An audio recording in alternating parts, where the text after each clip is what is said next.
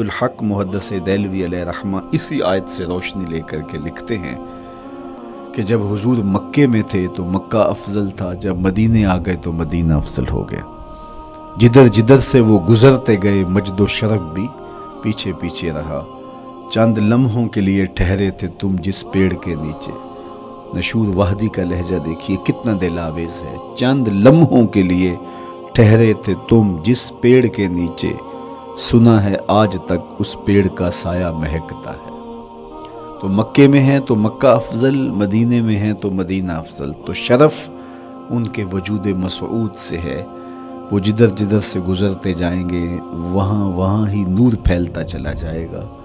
اور پیر نصیر الدین علیہ رحمہ کا لہجہ یہاں کتنا خوبصورت دکھائی دیتا ہے۔ ایک بار وہ جدھر سے گزرے ہیں نصیر، ایک بار وہ جدھر سے گزرے ہیں نصیر، بار بار ادھر سے بہار گزری ہے۔ تو کہا کہ قسم ہے مجھے اس شہر کی، یعنی شہر مکہ کی۔ کیوں اس شہر کی قسم؟ وَأَنْتَ حِلٌّ بِهَذَا الْبَلَدِ، کہ محبوب اس شہر میں تمہارا قیام ہے، اس شہر میں تمہاری رہائش ہے، تمہارے انفاس کی مہک ہے اس شہر کی فضاؤں میں، اور تمہارے قدموں کو چھوا ہے اس شہر کی گلیوں نے، اس لیے قسم کہ یہاں آپ رہتے ہو۔ وَوَالِدٍ وَمَا وَلَدَ، اور قسم ہے باپ کی، اور قسم ہے جو اس کی اولاد ہے۔ والد سے مراد کیا ہے اور ما ولد سے مراد کیا ہے؟ تو اس کے بارے میں ایک قول یہ ہے کہ والد سے مراد حضرت ابراہیم علیہ السلام ہے، اور ما ولد سے مراد حضور علیہ السلام جو ان کے فرزند ہیں۔ ایک قول کہ والد سے مراد حضرت آدم علیہ السلام ہے، اور ما ولد سے مراد ان کی ساری ذریت اور نسل ہے۔ تیسرا قول کہ والد سے مراد حضور علیہ السلام ہے، اور ما ولد سے مراد حضور علیہ السلام کی ساری امت، حضور علیہ السلام کی ساری آل اطرت، حضور کے اصحاب۔ لیکن علماء نے پہلے قول کو ترجیح دی کہ مکۃ المکرمہ کی قسم کی گئی تو پھر مناسبت بنتی ہے کہ حضرت ابراہیم کا ذکر بھی ہو، تو اس لیے والد سے مراد حضرت ابراہیم ہیں، اور ما ولد سے مراد حضور علیہ السلام کی ذات ستودہ صفات ہے۔ تو تین چیزیں ہوئیں جن کی قسم کی گئی۔ سب سے پہلے شہر مکہ کی قسم کی گئی، پھر حضرت ابراہیم علیہ السلام کی قسم کی گئی، اس کے بعد حضور علیہ السلام کے مبارک وجود کی قسم کی گئی۔ تین قسمیں کر کے کہا کیا گیا، چونکہ جو خالی و ذہن شخص ہو، جب اس کو کوئی بات بیان کی جائے تو قسم سے آغاز نہیں کیا جاتا۔ متردد الذہن کو کوئی بات کرنی ہو تو قسم سے آغاز کیا جاتا ہے، یا پھر آپ جس مضمون کو بیان کرنے جا رہے ہیں وہ اتنا اہم ہے کہ اس کی اہمیت کو اجاگر کرنے کے لیے آپ کو قسم کرنا پڑتی ہے۔ تو یہ جو ما بعد کا مضمون ہے جس کو میرے رب نے بیان کیا، اس سے قبل ایک نہیں، دو نہیں، تین قسمیں کی، تو پھر کان تو کھڑے ہو گئے، سماعتیں تو بچھ گئیں کہ وہ کون سی شے ہے جس کو بیان کرنا مقصود ہے، اور اس سے قبل قسم پہ قسم کی جا رہی ہے۔ قسم محبوب شہر مکہ کی، قسم محبوب تیرے والد بزرگوار حضرت ابراہیم علیہ السلام کی، اور قسم تیرے پاکیزہ وجود کی۔ اب انسان بالکل سماعتیں بچھا کے منتظر ہے کہ قسم کی کس بات کی جا رہی ہے، کس بات پہ قسمیں ہو رہی ہیں۔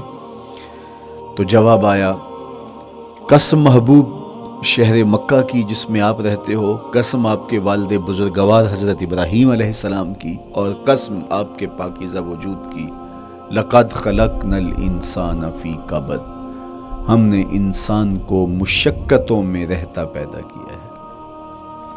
یعنی انسان کی زندگی کے اندر مشقتیں، مشکلیں، آلام، مصائب، حالات کی تلخیاں، سخت مراحل، یہ اس کی زندگی کا حصہ ہے، اور ہم نے اس کو ڈیزائن اس طرح کیا ہے کہ یہ ان ساری مشکلات سے نہ بردآزما ہوگا، اور حالات کی تلخیوں کا مقابلہ کرے گا، اور خیر و شر کے ساتھ ساری زندگی اس کا تعلق رہے گا۔ تو تو یہ اگر سخت جان ہوا تو زندگی میں کامیاب اور بامراد ہوا، اور اگر یہ کمزور ہوا تو پیچھے رہ جائے گا۔ اور اس کے لیے جو قسمیں کی ہیں وہ 3 ہیں۔ قسم کا اور جواب قسم کا تعلق ہوتا ہے، یعنی جس پہ قسم کی جا رہی ہے تو جو قسم کی جا رہی ہے اس کا کوئی آپس میں تعلق ہوگا۔ جب پھولوں کا ذکر کریں گے تو پھر اس کے متعلقات ہی بعد میں بیان کریں گے۔ کسی نے کہا تھا جنگل میں کوئی مے خار مرا ہے، جنگل میں کوئی مے خار مرا ہے، اسے انگور کے پتوں کا کفن دو۔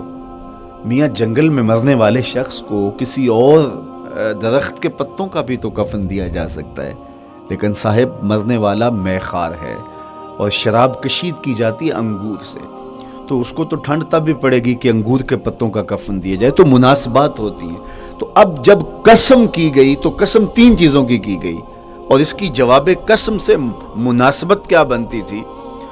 انسان کو مشقتوں میں رہتا پیدا کیا گیا، حالات کی تلخیوں سے گزرتا ہے، سخت تربیتی مراحل سے اس کو گزرنا پڑتا ہے، تو اس چیز کو بیان کرنے سے قبل 3 قسمیں کی گئی۔ پہلی قسم میرے حضور کے پاکیزہ شہر کی، مکہ المکرمہ کی، اس لیے کہ مکہ المکرمہ میں دیکھ لیجئے کہ صحابہ اور حضور کے ماننے والوں نے کیسے تلخ زندگی کاٹی۔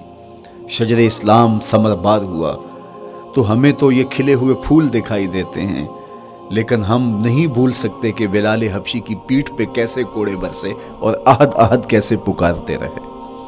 تو ہم اس منظر کو دیکھیں، مکہ کے ان حالات کو دیکھیں، تو اس لیے قسم کی مکے کی، اور پھر حضرت ابراہیم علیہ السلام کی قسم کی، چونکہ حضرت ابراہیم نے جس قدر اذیتوں سے گزر کر کے، مصائب آلام کا سامنا کر کے، حالات کی تلخیوں کا مقابلہ کر کے اپنا راستہ بنایا اور اپنے رب کی رضا پائی، وہ تاریخ کا ایک انوکھا باب ہے۔ اس سے بڑھ کر کیا ہوگا کہ جلتی ہوئی آگ میں چھلانگ لگا دی رب کے حکم کی تعمیل میں، بیٹے کی گردن پہ چھری رکھ دی۔